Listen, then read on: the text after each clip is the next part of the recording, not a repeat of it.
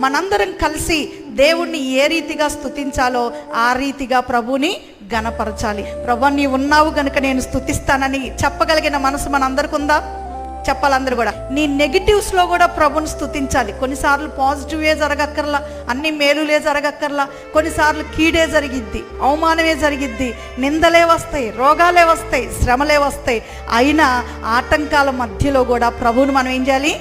ఘనపరచాలి. ఈ ఆటంకం ప్రభా నువ్వు నాకు ఇచ్చినందుకు స్తోత్రం ప్రభా అనాలి. ఆ ఆటంకాన్ని దేవుడు ఆశీర్వాదకరంగా మార్చగలిగిన దేవుడు ఉన్నాడని నమ్మితే ఆటంకాలలో కూడా నీ మనస్సు స్తుతుల చేత నింపబడాలి. నీ మనస్సు ఆ దేవుణ్ణి ఘనపరచుట యందు లక్ష్యం ఉండాలి. ప్రభువా నీవిచ్చినవన్నీ నీవే, నిన్నే నేను స్తుతిస్తాను, ఇచ్చినా పర్లేదు ఇవ్వకపోయినా పర్లా, బ్రతికించావు నేను నిన్ను స్తుతిస్తానని ప్రభుకి ఈ రీతిగా మనందరం కూడా స్తోత్రము చెల్లిద్దాం. అలా నేను స్తుతిస్తాను అన్నవారు గట్టిగా చప్పట్లు కొట్టి దేవుని స్తుతిద్దాం.